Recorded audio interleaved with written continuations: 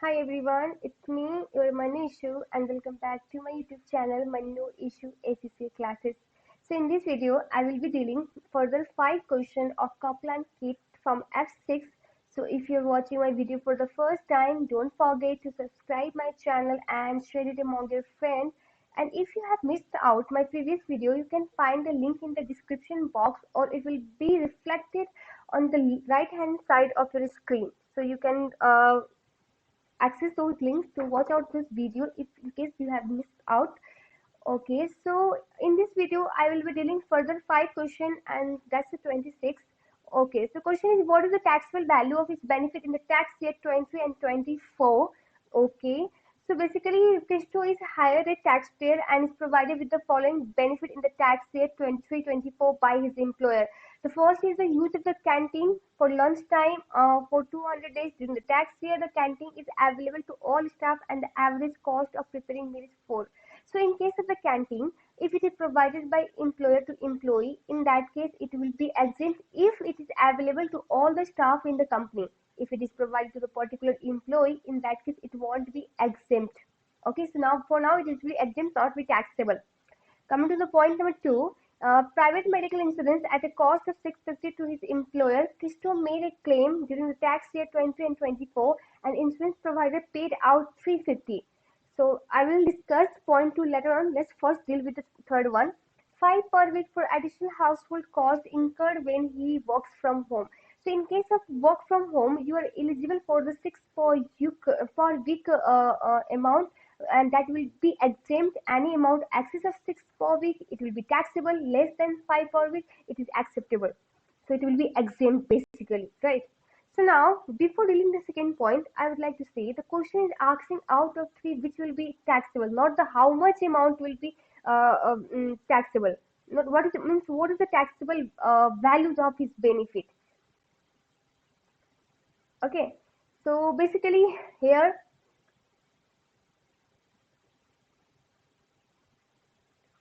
just a second.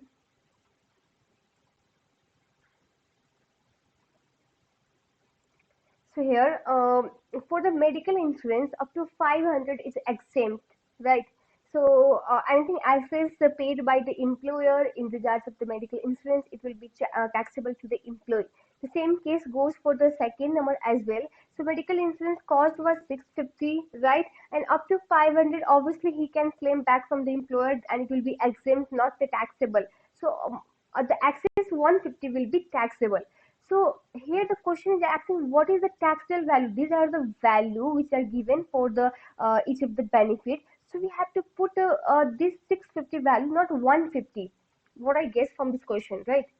So as for me, so the excess amount 150 will be taxable to the Christos, and so we won't have to put the amount 150. We will simply write down 650. Okay. Okay, so next question is, what is the taxable benefit of the Ellen in the tax year 23 and 24? Okay, Ellen is provided with the accommodation by her employer, which the employer purchased 35 years ago at a cost of 72,000, and the property has an annual value of 2,600 and had a market value of 245,000, and first made available to Ellen 8 years ago.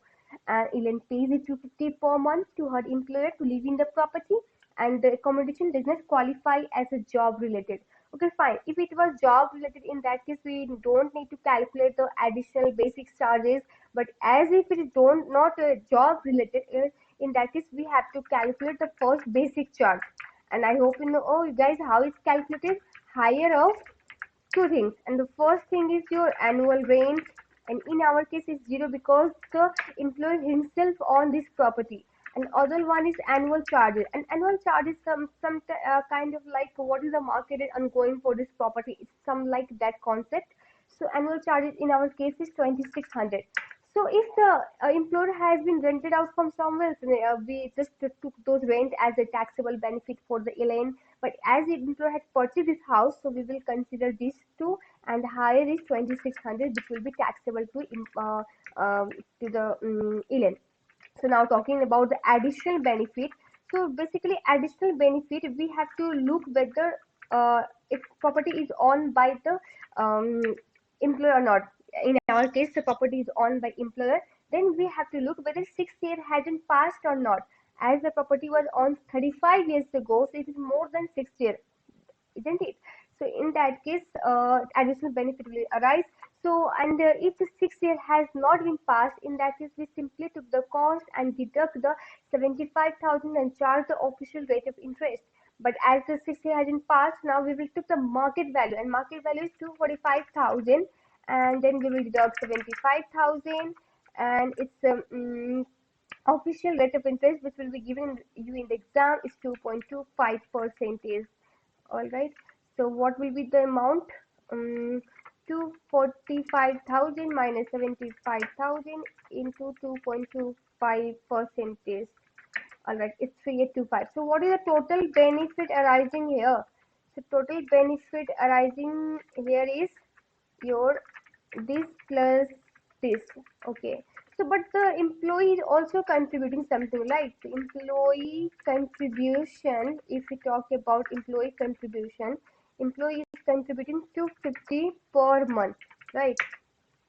So but this property has been provided 8 years ago, so it will multiply by 8, so it exceeds the benefit. So that's why we want consider untaxable benefit for the ELM in this for this accommodation. Okay. Okay, Thiago has purchased a new diesel car on 6th May 2020, which is used for the business and private purpose during the tax year 2024. The car had a list price of 28,000 and CO2 emission of 157 gram per kilometer. The car meets the RDE2 standard, and what is the car benefit?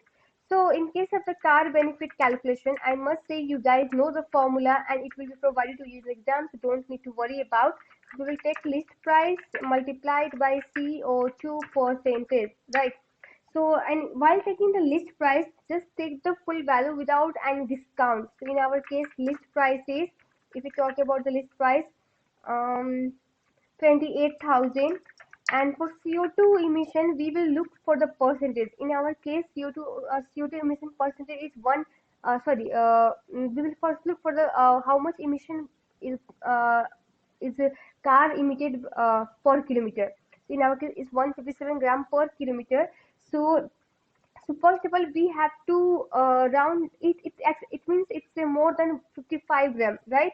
So in that case, first of all, we have to round down below this gram, and which will be 155.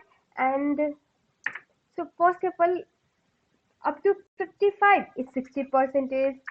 Let me do here.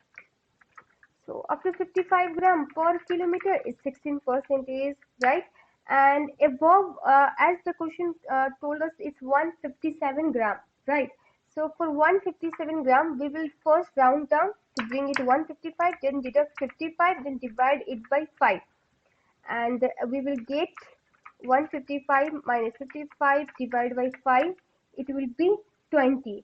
Adding these two, it will be 36 percentage. Right. So car benefit will be, if I will do this here, but remember one thing, it won't exceed 37%. Okay.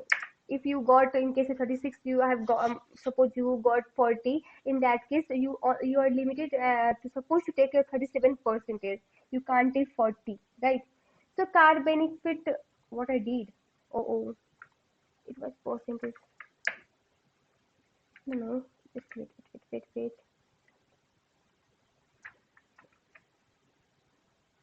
Okay, 0.36, and this car was given on 6th May, so one month after the start of the tax year. So it means we have to proportion the benefit, so it will be 9240. Okay, so all right, next question.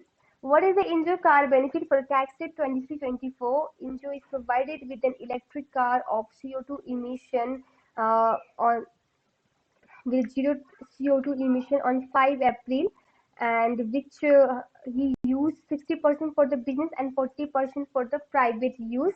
All right, and injury employer also allowed him to charge the car at office, and the car had list price of 45,000, and but only the cost to his employer 42,000 due to purchasing car for the other employee at the same time. So as I told earlier, we won't take the discounted price, we will simply took the full price. Okay, so list price will be here 45,000, not 42,000. And for CO2 percentage we need to do calculation, and as the car is 0 percentage, right? So you will be provided in the table for the 0% car. I think just let me look at the table. For 0% car I think it's 2%.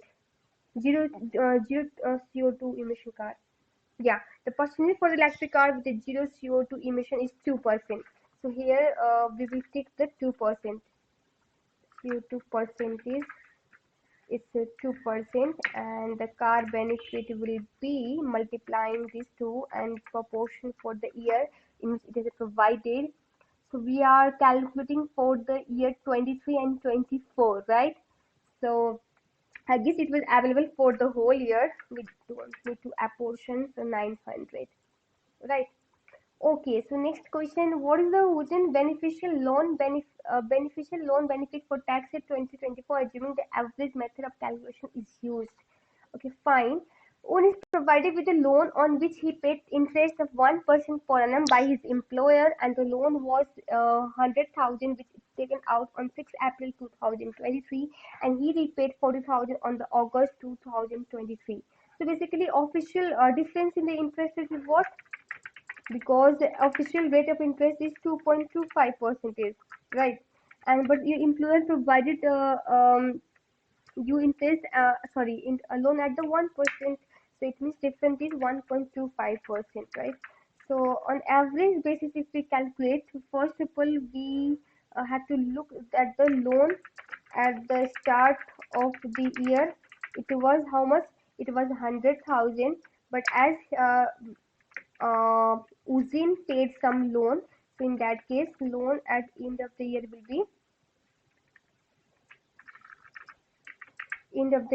be how much? Uzin paid 60,000, 40,000, so 60,000 will be remaining. So total amount will be we will took the average of these two divided by 2. I forgot to bracket over here.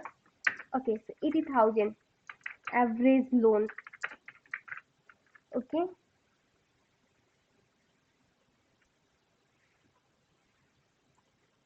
and so interest on this loan amount will be this into 2.25 percentage. All right, and less paid interest paid on the first, it was 100,000 into 1%, and when it was to repay back the loan. Okay, April, May, June, July, so August, the Ujjain repaid. So for 4 months, 4 divided by 12. All right. Okay, so it's nine. It's not working.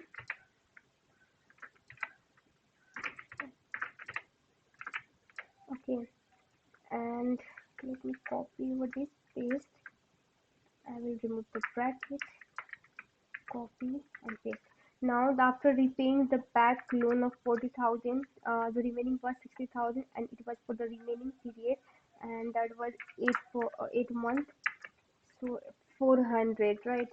Copy, paste, and remove this. Okay. So total loan paid, loan charge was 1,800, and out of that the Ujjain paid 333 for the one lot and 400 for the remaining. So access was 167. All right. Okay. So in this video we do up till 30. In next video we will continue to do further. Oh, okay. Let me finish this. It's up to 31, 32, and 33. Okay. Fine. No issue. We will finish this. Okay. Dong is employed as well as his annual salary is also paid a bonus in April each year. The amount of bonus is based upon his performance to end of the previous calendar year. Taking the appropriate box, the treatment of each of the following bonus taxable in the tax year 23 and 24, not taxable in 23 and 24. Okay, so bonus uh, Dong is an employee, not a director. So bonus received was 2000 in the tax year 6 April 2023. Okay. So if he was director, so there are separate rule for the taxation. But if he is as he is employee, so we will tax on the receipt basis. So bonus was received in the tax year 23 and 24, so it will be taxable in 23 and 24. Okay. So bonus of the 3300 received on the 3 April 2024 in the respect of the year uh, 31st December 2023. So again, it is received in the same tax date 20 and 24. So we will tax on receipt basis in the tax date 20 and 24. Okay. Okay, so next, what is the max taxable benefit in respect of the camera for tax year 20 and 24? Max is employed by Star Ltd on 6 April 2022 and Star Limited provided Max with the camera for the personal use. Okay, so camera market value at that time was 2000. On 6 April means in the next year, Star already give the camera to Max for the free. Camera had a market value of 1400 on 6 April. So this was the case of the gift benefit, right? So we will, in case of gift benefit, we took the higher of two things. The first is market value of the gift at the time it was given to employee. Okay, so it was 1400. Okay, and then we will took out the market value on which it has been made available. So basically, Max received this camera on 6 April 2022, and when the market value was 2000. But from here, we have to deduct the whatever the user's benefit he claimed till date. User's benefit, it's for the 1 year into 20%. Okay, so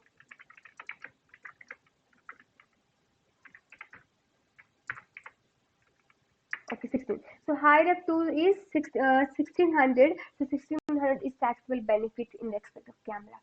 Okay. Okay, so which two of the following statements concerning the tax treatment of reimbursed expense are correct? On 6 June 2023, Albert, marketing manager, was reimbursed 500 by his employer, Generous Ltd, in respect of subscription fee he had paid to the IC, the Chartered Institute of Marketing, and 200 in respect of train fares occurred in traveling to the meeting. So basically, we have to decide which of the two expenses will be reimbursed to expense. Okay.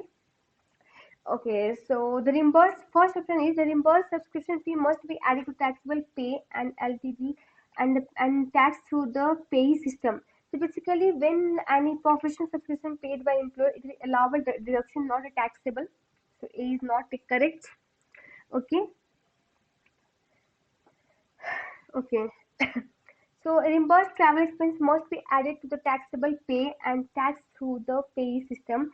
So basically, it's also allowable deduction because it's solely incurred for traveling for the meeting purpose, and that might be related to the employment. Okay. The reimbursement of subscription fee is exempt income, so no action is required for tax purpose. Yes. And reimbursement of travel expenses is exempt income, so no action required for tax purpose. So C and D is correct because obviously both of them are exempt. Yeah. I mean to say, no, it's not a taxable. But basically, if you look out those list of those exempt benefit, there is this thing mentioned as well. If the travel is only and exclusive for the business, and any subscription fee paid by employer regarding the professional body is exempt. Okay, so from next video we will do income tax basis and income from self-employed. So till that, stay tuned with my channel and don't forget to subscribe. Okay, so thank you.